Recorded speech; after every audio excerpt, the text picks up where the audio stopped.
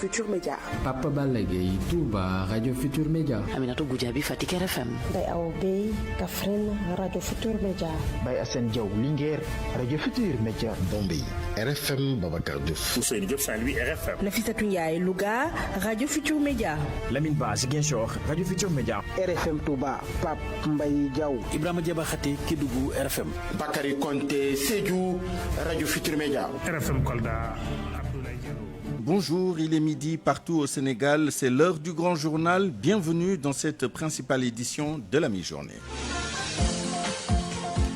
À la une de l'actualité, un grave accident de la circulation ce matin à Tambacounda. Bilan 6 morts. Procès en appel des 18 supporters sénégalais détenus au Maroc. Le secrétaire d'État aux Sénégalais de l'extérieur à Rabat. La défense va soulever des exceptions de nullité. Et puis, Korité 2026, l'association sénégalaise pour la promotion de l'astronomie annonce le croissant lunaire jeudi soir, mais il sera à peine visible à l'œil nu. À la mise en onde de ce journal, Abdoulaye Diop.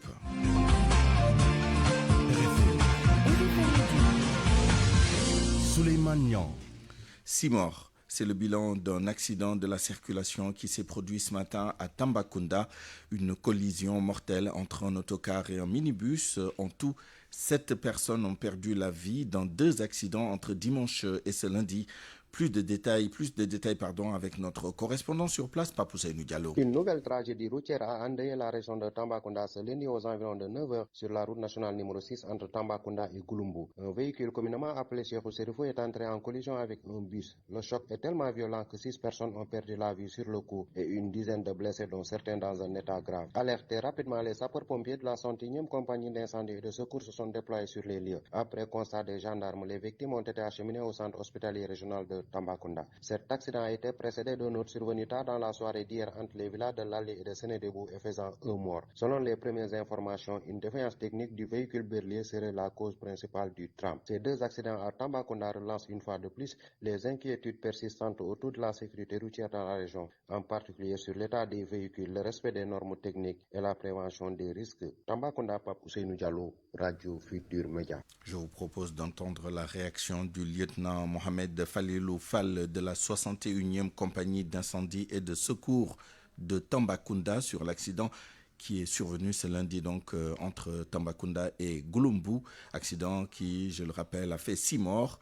Au micro de Papousseinou Diallo, le lieutenant Mohamed Falilou Fall revient sur les opérations de secours. Les secours de la 61e compagnie ont été alertés ce jour 16 mars 2026 à 8h18 pour accident de la circulation Tamba RN6 route de Gouloumbou. Entrée Medina Civic Link et Touba Darussalam. Donc, arrivé sur les lieux, il s'agit d'une collision entre les 2 véhicules. Premier véhicule type bus, donc marque Renault. Deuxième véhicule type transport en commun de marque Toyota IAS. Donc, le bilan, il s'agit de 20 victimes, dont 10 graves, 4 légers et 6 corps sans vie. Donc, les moyens qui ont été engagés les secours de la 61e compagnie d'incendie et de secours sont un fourgon Compton, un véhicule secours routier parce qu'il y avait 2 victimes qui étaient coincées, 2 ambulances, un véhicule d'intervention rapide et 2 véhicules de commandement. Nous en venons maintenant à la série d'éboulements enregistrés sur les sites d'orpaillage à Saraya dans la région de Kédougou. C'était la semaine dernière. Le maire de la localité réclame une caserne de sapeurs-pompiers pour intervenir dans les meilleurs délais en cas de catastrophe. Les accidents survenus la semaine dernière inquiètent les autorités mais aussi la population. Ibrahima Diabakhate. Les situations d'urgence deviennent de plus en plus récurrentes dans le département de Saraya. En effet, les éboulements dans les sites d'orpaillage souvent meurtriers, les accidents de la circulation ainsi que les incendies constituent des risques persistants dans cette zone aurifère en pleine activité. Face à ces drames, les secours doivent obligatoirement venir de la 62e compagnie d'incendie et de secours implantée dans la commune de Kédougou à 61 km de la commune de Saraya. Une distance qui peut s'avérer cruciale lors d'interventions d'urgence. Une situation qui suscite de plus en plus d'interpellations au sein des populations qui estiment que le département mérite un détachement de sapeurs-pompiers. Sambali Biagui est le maire de la commune de Saraya. Comme vous l'avez si bien constaté, dans le département de Saraya, une zone aurifère qui est toujours victime des éboulements et aussi des incendies partout dans les sites d'orpaillage traditionnels. Donc pour faire face à ce fléau vraiment des éboulements et aussi de l'autre côté aussi des incendies, ces moments inopinés dans notre contrée doit être vraiment supervisé par l'implantation d'une caserne de sapeurs-pompiers dans la zone. Parce que Saraya Kédougou, ça fait plus de 60 km. Dans ce département marqué par l'intensité de l'orpaillage et l'augmentation des risques, la question de l'implantation d'une caserne de sapeurs-pompiers à Saraya apparaît aujourd'hui comme un enjeu majeur de sécurité publique. Ibrahima Diabakhate, Kédougou, RFM. RFM. L'info, c'est ici. L'info, c'est ici. Il est 12h, bientôt 6 minutes à Rabat, la capitale du Maroc, où doit s'ouvrir en ce moment même le procès en appel des 18 supporters sénégalais arrêtés lors de la finale de la CAN en janvier dernier. En première instance, ils avaient été condamnés à des peines allant de 3 mois à 1 an de prison. Le secrétaire d'État des Sénégalais de l'extérieur est sur place, de même que l'avocat Maître Patrick Kabou, que nous avons joint tout à l'heure. Le voici avec El Hadj Ndiokoudiène. La stratégie, depuis le début, tout ce qu'on fait depuis le début de cette affaire-là, c'est sous la coordination de monsieur le secrétaire d'État au Sénégalais de l'extérieur, en coordination avec le président de la Fédération sénégalaise de football. Nous, avec eux, depuis le début de cette affaire, on a des réunions de coordination à chaque jour à 20h pour faire le point concernant le dossier de nos compatriotes. Alors aujourd'hui, le secrétaire d'État chargé des Sénégalais de l'extérieur est ici avec nous à l'audience, donc pour attendre et voir ce qu'il en est. Le président de la fédération aussi est en contact avec nous pour voir l'évolution, ainsi que les diplomates sur place. Donc on attend parce que vous savez, c'est le parquet et la partie civile qui ont eu à faire appel concernant la décision du 19. Donc on attend de pouvoir poser les échanges parce que jusqu'à présent, nous pouvons nous avancer sur quoi que ce soit. Il faudrait que les débats commencent pour qu'on puisse, nous, ce qu'on a toujours fait, orienter les échanges concernant les nullités. Parce que depuis le début, c'est ce qu'on essaie de faire comprendre au tribunal. Et que vous verrez même dans la décision que cette partie des nullités est complètement absente. C'est la première déclaration de Cheikh Omar Diagne après sa sortie de prison. Le leader du mouvement Rassemblement pour la vérité revient sur ses propos qui lui ont valu d'être jugé en flagrant délit et condamné à une amende de 500 000 francs pour diffusion de fausses nouvelles. Des propos polémiques sur la mort de l'étudiant Abdoulaye Ba.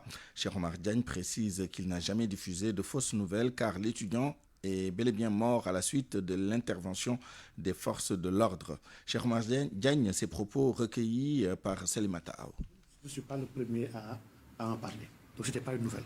Encore moins une fausse nouvelle. Li am mooy Abdoulaye Ba est mort, c'est un fait. Kenn mënu ci dara. Lan moo tax mu dee ci loolu laa doon débattre man.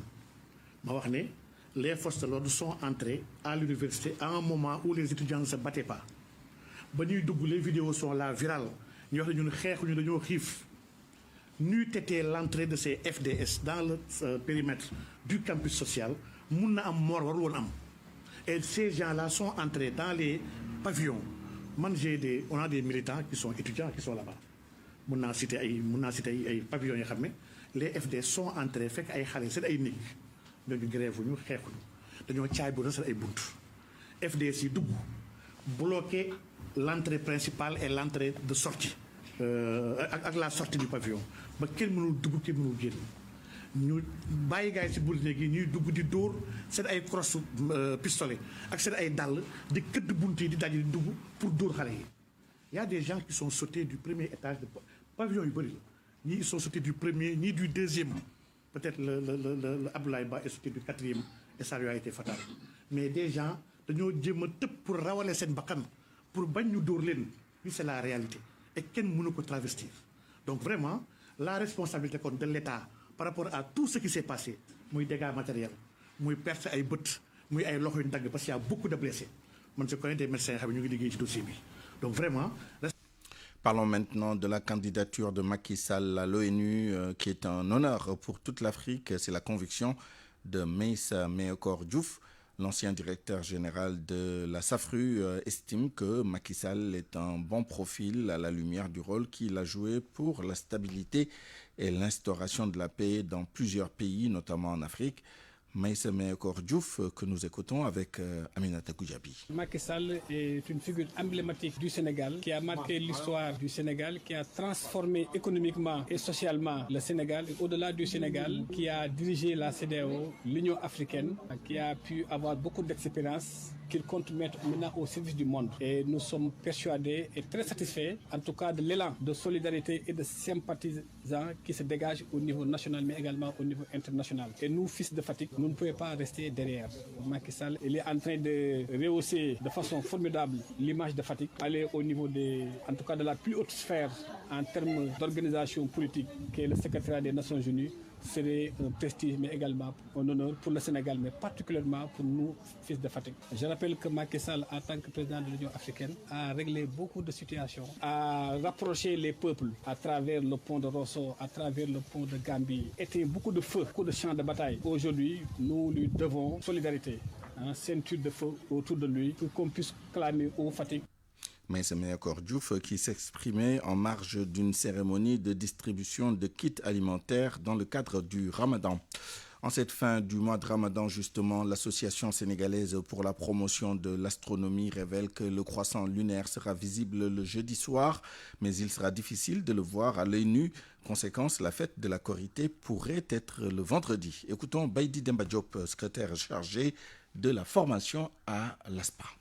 Le jeudi, les conditions astronomiques de la Lune font que le croissant peut être observé, mais il sera très fin, il sera très difficile à voir. C'est seulement dans les zones où le ciel est très dégagé qu'il serait possible de le voir le jeudi. Mais les caractéristiques astronomiques, c'est-à-dire surface éclairée, âge de la Lune, l'angle d'observation et tout ça, tout est réuni pour que, en tout cas, le croissant soit visible. Le jeudi, la Lune sera là. Elle va se coucher 35 minutes après le coucher du soleil, avec une surface éclairée de 1% environ. Vous voyez un peu, ce sera un croissant très fin, mais ce croissant sera bel et bien là. Mais il sera très difficile de voir à l'œil nu. Pas impossible, mais très difficile. Par contre, la nuit du vendredi, le croissant aura déjà un jour et 17 heures. Et il sera très visible. Et pour le jeudi, est-ce à dire que pour le jeudi, la Lune sera bel et bien là, la Lune sera visible même si ce ne sera pas à l'œil nu? Elle est là. Vous dites que la Lune sera là le jeudi soir. Est-ce à dire que la Korité pourrait être célébrée le vendredi? En général, nous, on donne l'information scientifique, mais on ne décrète pas la Korité et consort. L'ASPA se limite à donner les informations scientifiques.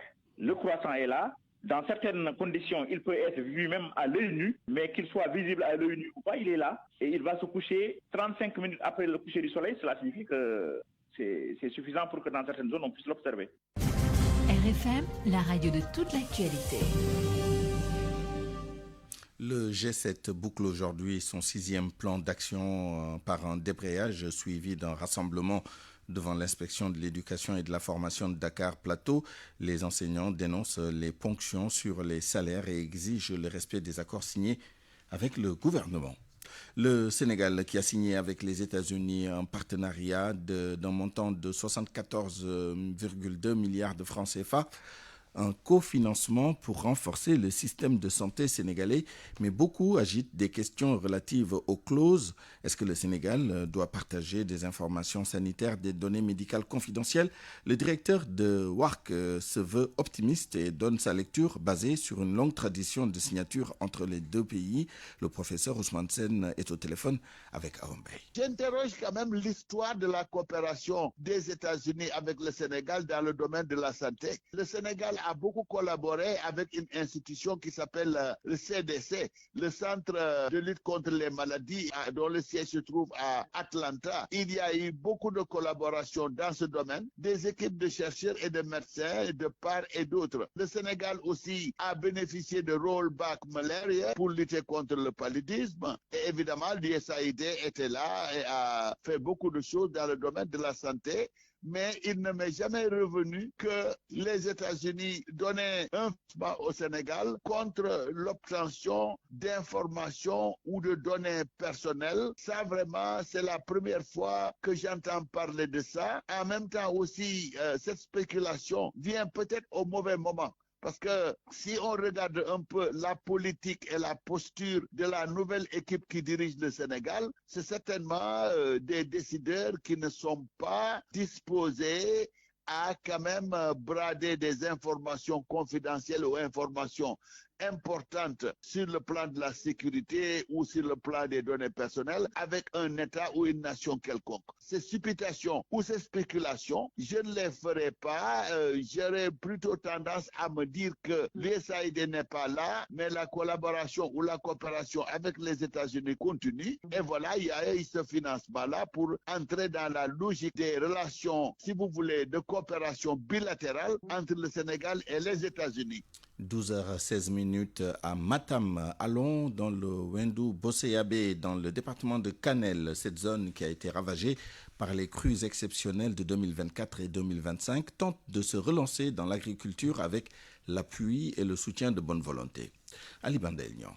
Au moment où les riziculteurs s'inquiètent du fait de la baisse drastique du fleuve Sénégal, l'activité agricole bat son plein à Wendou Bosseyabé. Ravagée par les inondations, les exploitations agricoles de cette contrée ont été réhabilitées. Inspirées et financées par l'homme d'affaires Harouna Dia, 5 forages ont été réalisés et interconnectés pour assurer la disponibilité de l'eau dans cette localité du département de Kanel.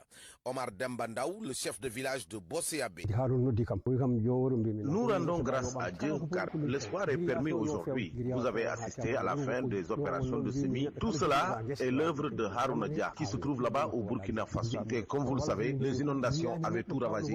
Avec ses propres moyens qu'il a réhabilité l'ensemble des périmètres du village. Et aujourd'hui, donc, nous démarrons un nouveau cycle de production dans ce champ-là. 454 pères de famille, chacun un champ. Donc c'est pour nous une très grande joie. La disponibilité de l'eau a fini de transformer le décor de ce village où tous les espaces disponibles sont aujourd'hui emblavés par les femmes qui ont déjà réussi l'autosuffisance. Rugi Hamadi Malal Nyang est l'une des productrices. Comme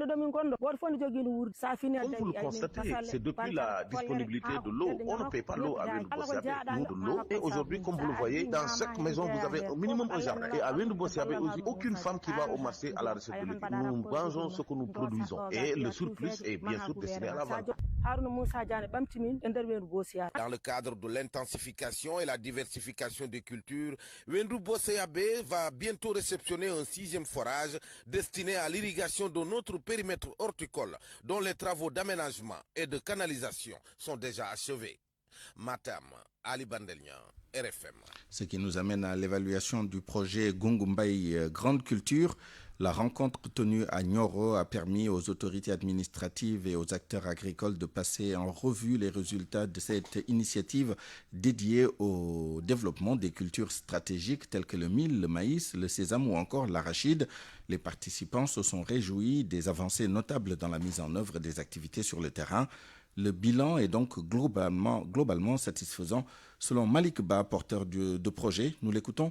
Ces propos sont recueillis par Fatoumbo. Le projet a pour objectif principal d'augmenter la productivité sur les grandes cultures, notamment le mil, le maïs, l'arachide, le sésame et les autres légumineuses. Aujourd'hui, nous avons constaté avec l'introduction des innovations technologiques comme l'inoculum, l'engrais organique, les autres types de fertilisants, qu'il est tout à fait possible d'augmenter la productivité.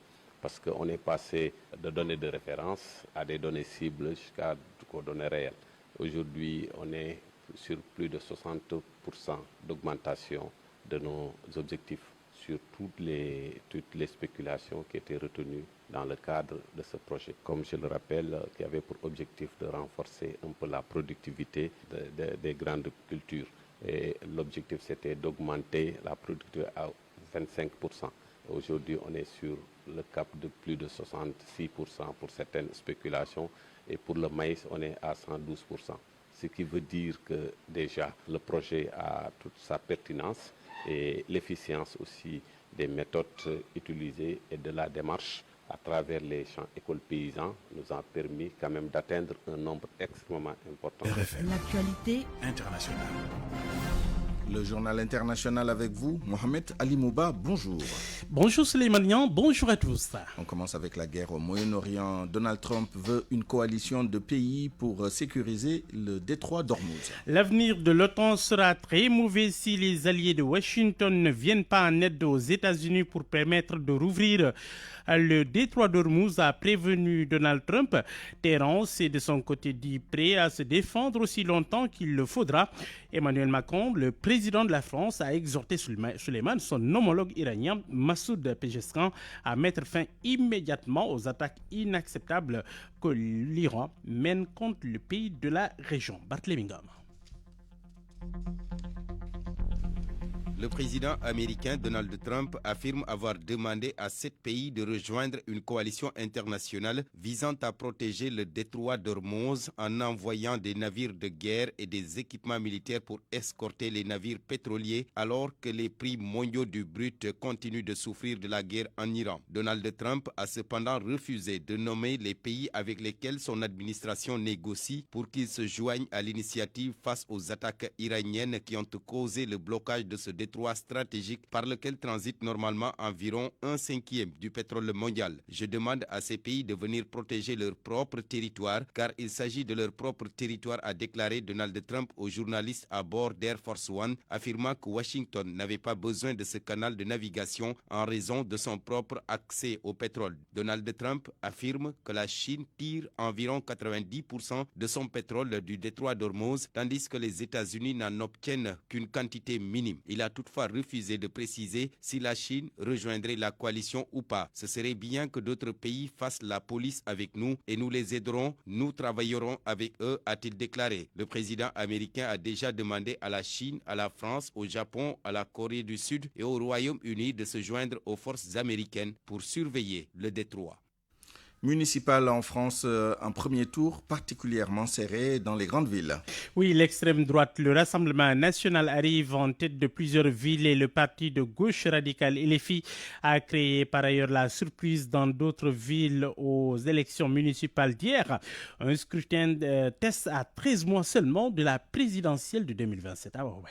Pour le premier tour des élections municipales de 2026, près de 48 millions d'électeurs étaient appelés aux urnes dans quelques 35 000 villages, villes et arrondissements. Selon Euronews, ce scrutin a été marqué par un taux d'abstention élevé et parmi les raisons, il y a apparemment une méfiance croissante envers la politique et une lassitude générale des électeurs à l'égard de la démocratie, selon les analystes. 2/3 des villages, villes et petites municipalités françaises ont élu leur maire au premier tour, souvent en raison de la présence d'un seul candidat ou d'une concurrence limitée. Mais dans les grandes villes, la situation est incertaine parce que le vote reste très compétitif.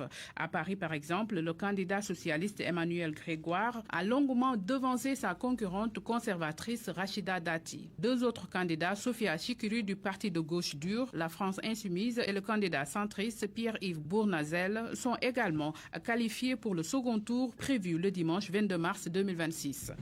Le président Mamadi Doumbia, le président de la Guinée, vient d'envoyer donc un contingent des forces armées guinéennes vers la zone frontière avec la Sierra Leone et le Libéria. Ce déploiement intervient alors que Conakry fait face à des incidents frontaliers simultanés avec ses 2 pays voisins. Les autorités guinéennes disent vouloir sécuriser les zones contestées.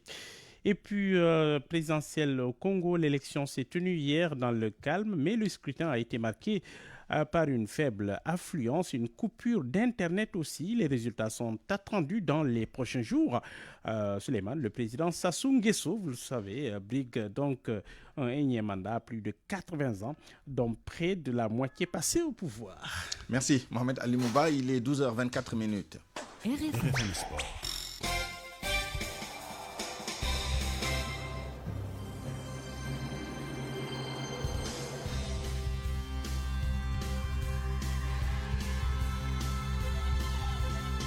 Accueillons à présent Malal Junior Diagne pour le journal des sports. Bonjour Malal. Bonjour Souleymane. Troisième défaite des Lions du Sénégal au tournoi de qualification à la Coupe du Monde. Cette fois-ci, c'était face à l'équipe de Porto Rico 56-47, une défaite amère pour le sélectionneur de l'équipe nationale du Sénégal, Cheikh Sarr, qui estime à la fin de la rencontre que ses joueuses avaient les opportunités de gagner ce match pour valider leur qualification donc pour cette Coupe du Monde. Malheureusement, il va falloir donc batailler face à l'Italie. Cheikh Sarr, que nous écoutons ici, il est avec Babacar Fall. On a perdu le match, simplement on a suivi le tempo de Porto Rico. C'est une équipe qui court vraiment en transition et on avait décidé de contrôler la transition en jouant à la zone presse. Ils ont mis que 7 points sur la transition, ce qui est une très bonne chose. C'est une équipe en général qui met beaucoup de points en transition. Parce qu'ils ont San Antonio avec Grantes, Gonzalez, c'est des filles vraiment qui courent très vite. Et je pense qu'aujourd'hui, on a pêché dans la maturité. La maturité, la prise de décision, on était dans le rush. On était trop précipité à exécuter les systèmes. On n'a pas bien exécuté aussi à poser les écrans dans la zone. Il y avait beaucoup de failles dans l'attaque de zone. On a même utilisé 3 attaques de zone, mais à chaque fois, on ne faisait pas la bonne exécution. Voilà, c'est vraiment des choses qu'on doit vraiment corriger. Surtout développer l'écoute chez les filles, parce que souvent, avec le bruit, quand tu donnes en consigne, souvent, ils n'entendent pas. Donc, c'est des choses peut-être qu'on doit encore travailler. Et vraiment, c'est vraiment dommage, parce qu'on avait l'opportunité, on PA de 9 à 10 points, je sais pas. Mais je pense qu'il y avait possibilité, de se qualifier. Pour la suite, bon, il y a l'Italie qu'on doit jouer. Donc, c'est un match, ça dépend aussi, si on perd ce match, je pense que ça va aider certainement la Nouvelle-Zélande à vouloir se battre contre Portugal et les battre. S'ils les battent, nous, on va se qualifier, On va faire, mais je pense que c'est pas une bonne idée. On va jouer notre jeu. Essayer de battre l'Italie au maximum de points. Après, voir ce que Nouvelle-Zélande va faire avec Catholique. Voilà pour le tournoi de qualification à la Coupe du Monde de basketball chez les dames. Football à présent, Ligue 1. Agel de Rufisque réussit son voyage dans le sud du pays. Ils sont allés battre le Casa Sport à Ziguinchor hier pour le compte de la 19e journée, prenant ainsi un bon coup d'avance sur les Dauphins et autres poursuivants. L'équipe de Rufisque donc compte désormais presque 6 points d'avance sur ses poursuivants immédiats. Tabandien, leur entraîneur, a analysé la prestation de ses joueurs et tiré les bilans de son voyage à Ziguinchor. Il est au micro de RFM. Grâce au bon Dieu qui nous a donné cette belle victoire aujourd'hui avec un grand club, le Casa Sport. Mais nous, on sait qu'on est en forme, on a vraiment une arme offensive très dynamique. On n'a pas le droit de faire l'erreur ici à Casamance. On doit venir et imposer notre jeu et gagner. Vu que aussi Casa a joué dans la semaine, il allait manquer de fraîcheur. Nous, on a dit qu'on peut gagner ce match parce que Casa, pour le moment, il vise la coupe. Nous, on vise le championnat. On n'a pas considéré les matchs à domicile et les matchs à l'extérieur. On doit imposer notre jeu et gagner, Inch'Allah, le match. Il y a 2 choses. La première chose, c'est que nous, on a une position favorable pour prendre le championnat. On a jugé que le Casa, normalement, doit viser la coupe. Vraiment, s'il veut aller loin. Ils ont joué dans la semaine. On a dit aussi qu'ils ne seront pas plus frais que nous. Parce qu'ils ont fait le voyage le même jour que nous. Ils ont fait un match de plus au milieu de la semaine. Donc nous allons avoir plus de fraîcheur. Nous sommes plus ambitieux de gagner ce match. Donc c'est ça qu'on a cru, on l'a fait aujourd'hui. Le dernier acte de cette 19e journée est prévu demain mardi avec Guédiawaye Football Club qui reçoit Amadou Barry, l'équipe de Génération Foot. En attendant ce match, Agel est solide leader avec 39 points, suivi de l'US Gorée 32 unités au compteur. L'équipe de Tenguet FC arrive à la 3e marche du podium avec 29 points en bas de tableau.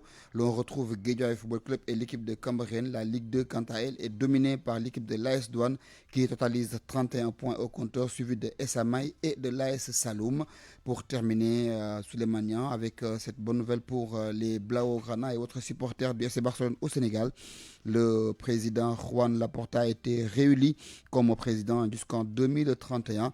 Donc, il va continuer à dérouler son projet de restructuration et de relance de l'équipe catalane qui cherche désormais à gagner de nouveaux trophées tant sur le plan espagnol que sur le plan européen, Souleymane. Le Real Madrid qui a de nombreux supporters au Sénégal. Et ils sont autant nombreux, aussi, les Blaugrana, ceux qui supportent le FC Barcelone dans cette maison. Match nul entre les deux.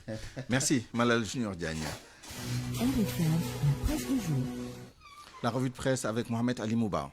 Bonjour. Prost reste à la primature et fait cap sur 2029. Je suis à la primature et j'y reste. Seul un décret peut m'y déloger. Égard à la dissolution de l'Assemblée nationale. En 2 temps, 3 mouvements, Ousmane Sonko hausse le ton, verrouille sa position et fonce vers le palais. Avertissement sans frais ce matin des confrères qui rapportent les mises en garde du Premier ministre à Bassirou Diomaye Faye. Tribune se lance. Ousmane Sonko et Diomaye Faye amorcent donc un dernier virage. Désormais, la confrontation est inévitable. Selon le journal Le Quotidien, Sonko apte pour la dualité. Point actu de se demander alors qui enverra l'autre chez Ardo. Apte le gros lot. Le Quotidien note que ministres, DG, députés et autres ont répondu à l'appel d'Ousmane Sonko. En tous les cas, le Premier ministre a parlé hier et il a clarifié sa position et ses ambitions, note l'info. Pastef sera en congrès d'ailleurs le 6 juin prochain. Le rouleau compresseur est ainsi lancé. Pour Vox Populi, ce qui s'est passé hier à Azalaï, ce n'est pas qu'une rencontre. C'est une réponse politique d'Ousmane Sonko et d'Aïda Mbodj à Diomaye Faye et à Mimi Touré. En embuscade depuis quelque temps, Khalifa Sall sort alors du bois pour dire sa vérité. Ces 4 vérités au couple Diomaye et Sonko. Et le journal Vox Populi recueille sans attendre ses propos. Ils ont parlé jusqu'à obtenir le pouvoir. Eh bien, ils parleront jusqu'à le perdre. C'est comme cela que ça va se passer, dit encore le leader de Taxawu Sénégal. Khalifa Sall brise ainsi le silence et sonne la sage bichonne l'info. Khalifa promet de travailler à bouter le couple hors du pouvoir. Il s'agit d'un jeu subtil, selon Walfadri. Chacun déplace ses pions, c'est l'expression d'une intelligence stratégique de part et d'autre, analyse le professeur Maurice Souyegdion, politiste à l'UGB. L'observateur qui fait focus sur le congrès de PASTEF note que Diomaye a intérêt à surveiller ses arrières pour ne pas se faire coiffer au poteau.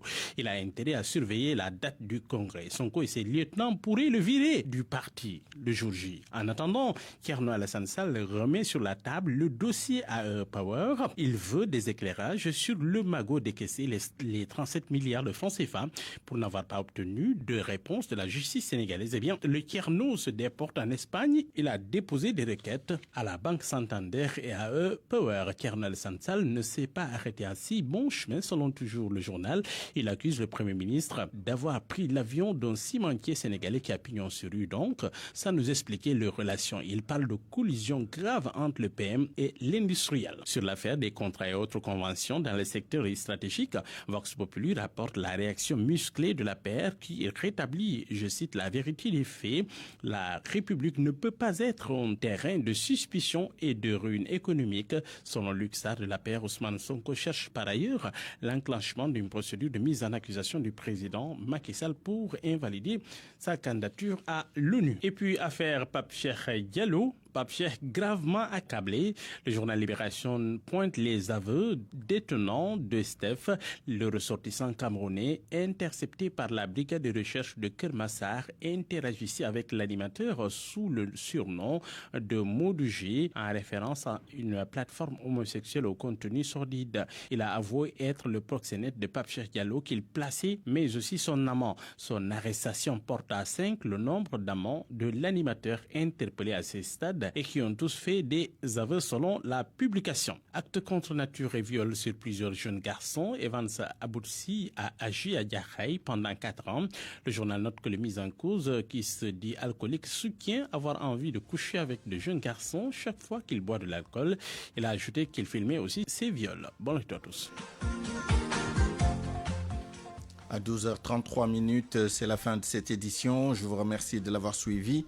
Merci à toute l'équipe qui l'a préparé et réalisé, à la rédaction en chef El Hadj Ndiogu Diène, chef d'édition Mamas Toukan, Merci également à Barthélémy Ngom, Abdoulaye Diop à la mise en onde, Fatou Kiné Diop au digital et à la production Aliouba et Abdou Thiam. Retrouvez Barthélémy Ngom pour le grand journal en Wolof à 13h. Dans un instant, le journal du Ramadan à la présentation Nafissatou Silla. Excellente écoute et très